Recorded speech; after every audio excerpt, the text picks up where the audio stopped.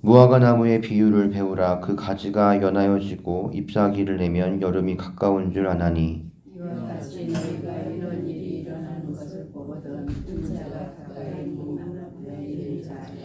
내가 진실로 너희에게 말하노니 이 세대가 지나가기 전에 이 일이 다 일어나리라. 천지는 없어지겠으나 내 말은 없어지지 아니하리라. 그러나 그날과 그때는 아무도 모르나니 하늘에 있는 천사들도 아들도 모르고 아버지만 아시느니라. 주의하라 깨어있으라 그때가 언제인지 알지 못합니다. 가령 사람이 집을 떠나 타국으로 갈 때에 그 종들에게 권한을 주어 각각 사물을 맡기며 문지기에게 깨어있으라 명함과 같으니 그러므로 깨어있으라 집주인이 언제 오실지 복종때인지 밤중인지 가을인지 새벽인지 너희가 알지 못하리라. 그가 후련히 와서 너희가 자는 것을 보지 않도록 하라. 깨어 있으라. 내가 너희에게 하는 이 말은 모든 사람에게 하는 말이니라 하시니라. 아멘. 마가복음 11장부터 12장은 예수님께서 예루살렘에 하나님께서 보내신 그리스도 승천하신 왕의 모습으로 입성하시어 위선적인 종교 의식만 남아있는 그 기능을 상실한 성전을 뒤엎으신 후 대제사장, 바리새인, 헤롯 당원, 사두개인과 논쟁에서 승리하시고 서기관들의 위선을 비판하시고 그리고 그들의 심판을 예언하십니다. 잎이 무성하나 열매가 없는 무화과 나무를 향한 예수님의 저주는 영적인 열매가 없어 위선적인 종교의식으로 가득 찬 예루살렘 성전의 파괴를 내다보게 했습니다. 마가복음 13장은 성전 파괴에 대한 예수님의 공식적인 선언으로 시작합니다.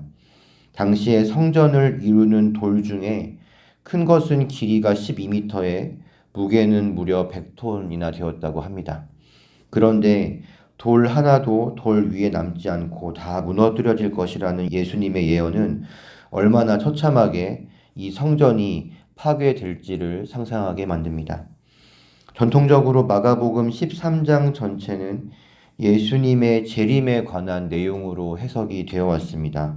그런데 13장 4절을 보시면 제자들이 어느 때에 이런 일이 있겠사오며 이 모든 일이 이루어지려 할 때에 무슨 징조가 있겠사오리까 라고 묻습니다.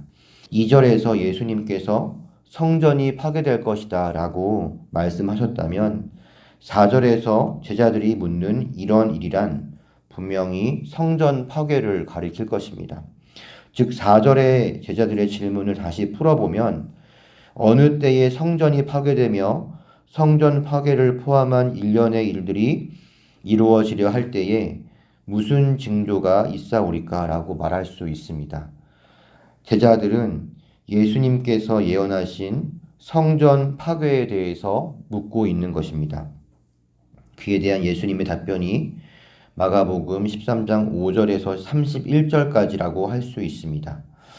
5절에서 예수님은 미혹을 받지 않도록 주의하라 라고 말씀하시고 9절에서는 너희는 스스로 조심하라 라고 말씀하시며 23절에 보면 너희는 삼가라 라고 말씀하십니다. 주의하라, 조심하라, 삼가라 우리말에는 다 다르게 표현이 되어 있지만 헬라어 원어로는 모두 다 주의하라라는 뜻의 같은 단어가 쓰였습니다. 5절부터 23절까지 일어나는 일들 앞에 예수님의 제자 즉 성도가 해야 할 일은 바로 주의해야 한다는 것입니다. 5절부터 23절까지는 성전이 파괴되기 전 징조에 대한 예수님의 예언이라고 말할 수 있습니다. 성전이 파괴되기 전까지 많은 사람이 스스로를 그리스도라 하며 많은 사람을 미혹하는 일이 있을 것이라고 예수님은 말씀하셨습니다.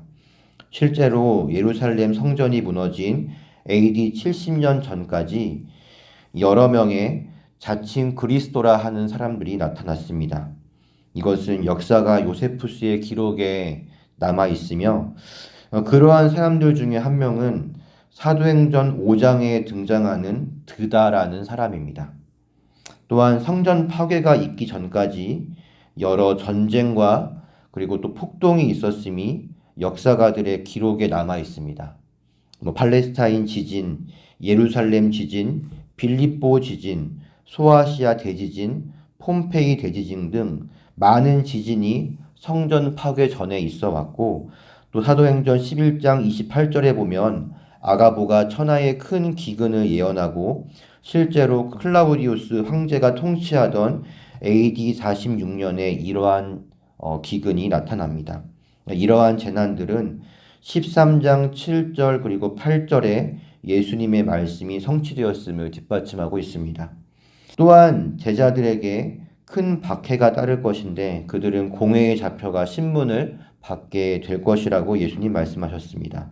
하지만 성령께서 그들에게 마땅히 할 말을 주실 것입니다. 여기서 성령이 주시는 말이란 도망칠 구실을 주는 것이 아닙니다. 두려워하지 않고 담대하게 복음을 선포하는 것을 의미합니다. 실제로 학문이 없는 범인인 베드로와 요한이 공회 앞에서 담대하게 전하는 그 복음의 내용에 공회원들은 큰 충격을 받습니다. 제자들은 가족을 포함한 모든 사람에게 미움을 받을 것입니다. 그러나 끝까지 견디는 자가 구원을 받을 것이라고 예수님은 말씀하셨습니다. 13장 14절은 그러나라고 시작하며 새로운 국면에 대해서 말씀하십니다. 앞서서 이 마가복음 13장 5절부터 8절에서는 예수님이 미혹과 전쟁, 지진과 기근이 있으나 그것이 끝이 아니다. 다시 말해서 이러한 일들은 성전 파괴의 징조가 아니니 미혹받지 말고 이 일들을 예의주시하라고 말씀을 하신 것입니다. 그렇다면 13장 14절부터는 성전 파괴의 징조에 관해서 예수님께서 말씀하실 것이라는 것을 우리는 짐작할 수 있습니다.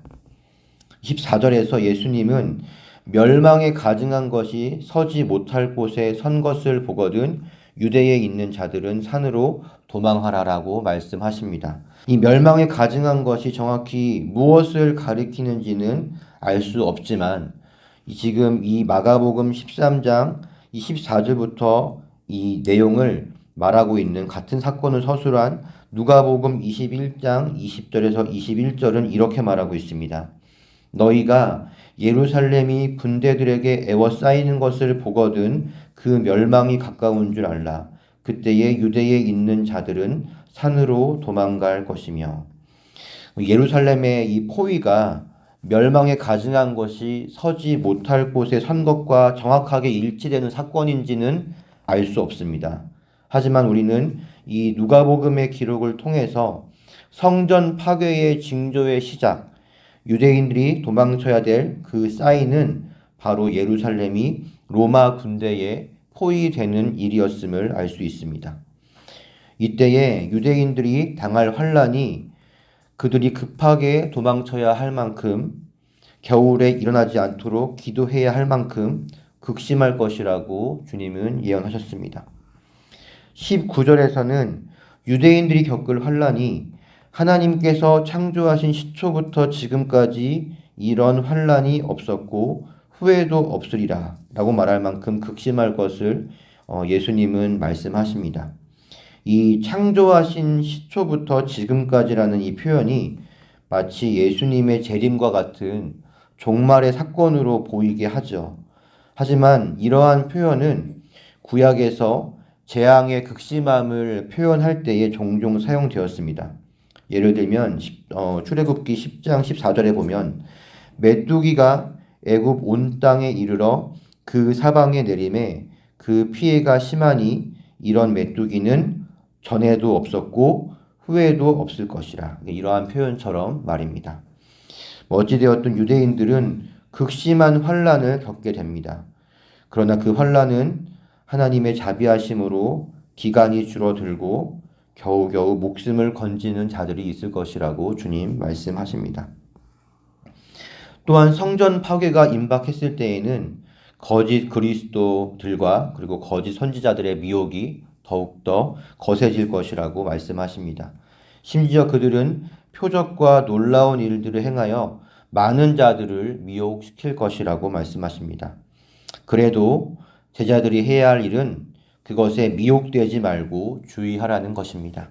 여기까지가 23절까지의 내용, 즉 성전 파괴가 임박했다는 징조에 관한 이야기입니다. 24절을 보시면 역시 그러나라고 시작하며 새로운 이야기의 전환을 알리고 있습니다. 여기서부터는 성전 파괴 사건이 소개되어 있습니다. 이 보시면은 그 환난 후라는 이 표현은 19절에서 말한 환난 이후를 의미할 것입니다.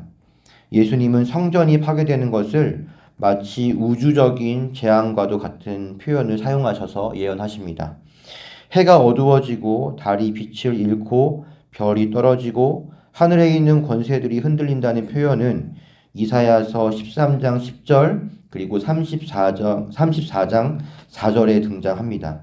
그런데 이 이사야 13장 10절 그리고 34장 4절의 내용은 바벨론과 에돔을 향한 하나님의 심판에 대해서 말하고 있습니다. 예수님은 이러한 표현을 사용하셔서 성전 파괴를 아마도 상징적으로 표현하신 것으로 보입니다. 26절 말씀 보시면 그때에 인자가 구름을 타고 큰 권능과 영광으로 오는 것을 사람들이 보리라 라고 나와 있는데, 이 말씀은 예수님께서 다니엘서 7장 13절 그리고 14절을 인용하신 말씀입니다. 다니엘서 7장 13절 14절 이렇게 나와 있습니다. 내가 또 밤 환상 중에 보니 인자 같은 이가 하늘 구름을 타고 와서 옛적부터 항상 계신 이에게 나아가 그 앞으로 인도되매 그에게 권세와 영광과 나라를 주고 모든 백성과 나라들과 다른 언어를 말하는 모든 자들이 그를 섬기게 하였으니 그의 권세는 소멸되지 아니하는 영원한 권세요 그의 나라는 멸망하지 아니할 것이니라.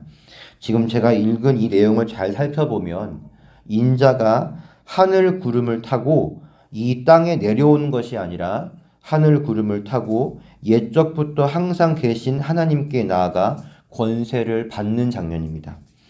26절은 예수님의 재림에 대한 모습보다도 예수님께서 하나님으로부터 나아가 모든 권세를 받으심을 사람들이 공개적으로 알게 될 것을 말하는 것이라고 볼 수 있습니다.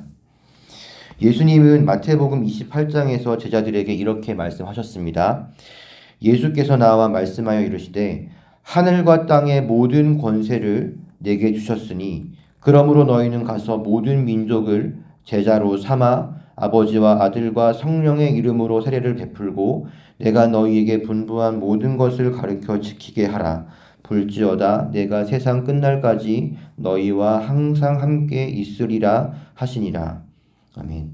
예수님께서 하늘과 땅의 모든 권세를 하나님께 받으시고 그리고 제자들이 모든 민족을 제자로 삼아 아들과 아버지와 성령의 이름으로 세례를 베풀고 예수님께서 가르치신 모든 것을 가르쳐 지키게 하는 이 모습이 바로 마가복음 13장 26절과 27절의 말씀과도 너무나 잘 매칭이 되어 있다는 것을 우리는 알 수 있습니다. 택하신 자들을 땅 끝으로부터 하늘 끝까지 사방에서 모은다는 말씀은 이제 유대인뿐만 아니라 모든 민족이 예수님을 믿고 하나님의 백성이 될 수 있음을 의미합니다. 28절에서 무화과 나무의 비유를 배우라라는 예수님의 말씀은 앞서 말씀하신 이 예루살렘의 멸망의 징조들이 나타나면 그 일이 일어났을 때가 가까웠음을 깨달으라라는 의미로 볼 수 있습니다. 30절에서 예수님은 이 세대가 지나가기 전에 이 일이 다 일어나리라 라고 말씀을 하시는데, 여기서 이 세대란 예수님과 동시대를 살았던 사람들을 가리킵니다. 만약에 23장 27절까지의 내용이 예수님의 재림에 대한 내용이라면 이 세대가 지나가기 전에 이 일이 다 일어나리라라는 예수님의 예언은 틀린 예언이 되겠죠. 그래서 이 마가복음의 13장에 나와 있는 이 일은 예수님의 재림이 아닌 예루살렘의 성전 파괴 사건으로 해석을 하는 것이 더 타당한 해석이라고 볼 수 있습니다. 그런데 이 32절에서 그러나 그날과 그때는 아무도 모르나니라는 말씀으로 또 예수님은 다른 주제로 화제를 전환하시죠. 분명히 성전 파괴 그리고 예루살렘의 멸망에 대해서는 이 세대가 지나가기 전에 나타날 것이다라는 기한도 정해져 있고, 또한 예루살렘이 멸망하기 전에 이러이러한 일이 있을 것이라는 징조도 나타납니다. 그러나 32절에 말하고 있는 그날과 그때는 예수님은 아무도 모른다라고 말씀하십니다. 여기서 분명히 그날과 그때는 예루살렘의 멸망이 아닌 다른 날을 의미하고 있습니다.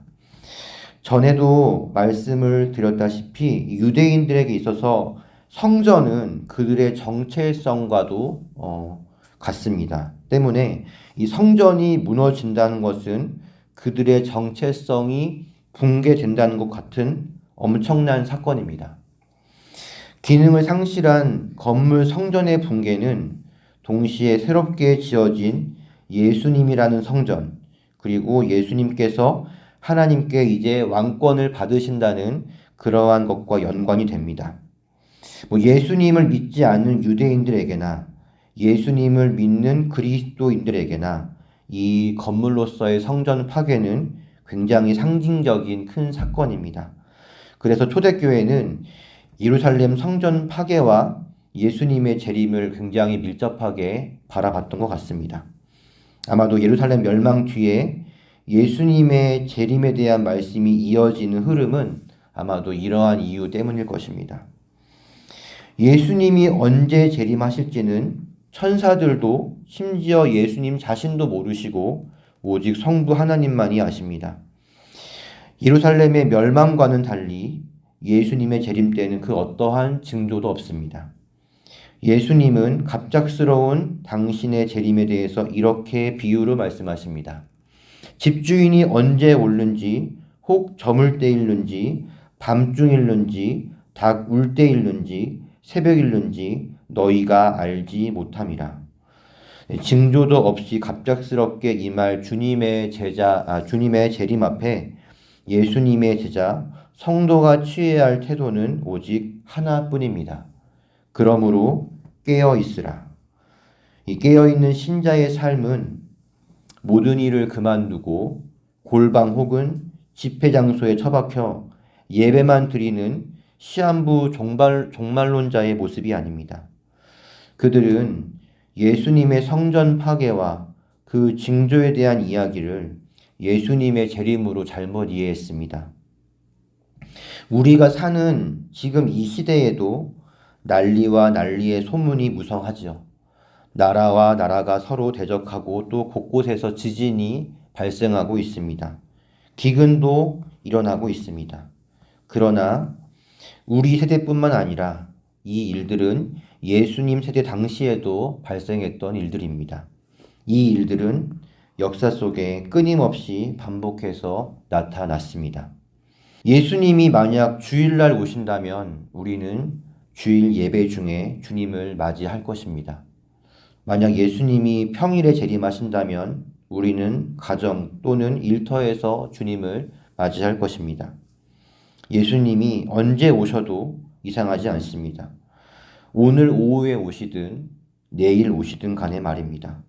왜냐하면 그날과 그때를 아무도 알지 못하기 때문입니다. 예수님이 원하시는 깨어있는 삶이란 그리스도인으로서 세상의 빛과 소금으로서 최선을 다해 오늘을 사는 삶입니다. 치열하게 거룩을 지켜내고 삶의 자리에서 산 제사를 드리는 삶, 하나님이 허락하신 세상의 일을 최선을 다해서 감당하는 삶을 의미합니다. 동시에 깨어있는 삶은 뜨겁게 주님을 예배하고 기도하는 삶입니다. 찬양과 기도, 말씀은 우리의 영혼을 더욱 힘있고 민첩하게 합니다. 세상에서 거룩한 빛의 자녀로 살게 하는 원동력은 바로 주님을 만남으로부터 오는 것입니다. 히브리서 저자는 이렇게 말합니다. 또 약속하신 이는 미쁘시니 우리가 믿는 도리의 소망을 움직이지 말며 굳게 잡고 서로 돌아보아 사랑과 선행을 격려하며 모이기를 패하는 어떤 사람들의 습관과 같이 하지 말고 오직 권하여 그날이 가까움을 볼수록 더욱 그리하자. 사랑하는 성도 여러분, 우리가 매일매일 새로운 하루를 맞이할수록 주님의 다시 오심은 더욱 가까워지고 있습니다. 우리의 날들이 더해갈수록 우리의 신앙은 더욱더 영민해져야 합니다.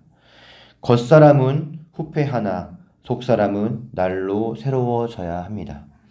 주님 오실 날이 가까울수록 주님과 더욱 친밀한 관계를 맺어 가시기를 진심으로 바랍니다. 또한 우리가 더욱 영적으로 민첩하게 그리고 깨어있기 위해서는 무엇보다도 우리의 마음을 잘 지켜야 합니다. 예수님의 재림이라는 거대한 사건, 그리고 깨어있음으로 신부의 단장을 해야 하는 성도의 삶에 있어 사소한 감정으로 인해 발목이 잡히거나 무너지는 일들이 우리 가운데 너무도 많기 때문입니다. 우리는 잠언 4장 3절 말씀을 마음에 잘 새겨야 할 것입니다. 모든 지킬 만한 것 중에 더욱 내 마음을 지키라. 생명의 근원이 이에서 남이니라. 하나님의 전신갑주로 우리의 영혼육을 무장하시기를 바랍니다. 때가 악합니다. 그리고 주님의 오실 날은 매일 가까워지고 있습니다. 세월을 아껴야 할 때입니다. 깨어있는 삶, 주님의 신부로 단장하는 그러한 삶을 사시는 성원교회 성도 여러분 모두가 되시기를 예수님의 이름으로 축복합니다. 기도하겠습니다. 하나님, 그날과 그 시를 알 수 없는 예수님의 재림 앞에 우리가 해야 할 일은 오직 깨어있는 것뿐입니다. 하나님, 우리 영혼이 졸지 않게 하여 주시옵소서. 나에게 주어진 삶을 책임있고 최선을 다해 살게 하여 주시옵소서. 주님을 섬길 때도 그 섬김의 한가운데를 바라보며 내 모든 것을 쏟아붓는 산 제사 드리게 하여 주시옵소서. 우리의 마음을 보호하여 주시옵소서. 항상 평안 잃지 않게 하여 주시옵소서. 감사드리며 예수님의 이름으로 기도하옵나이다. 아멘.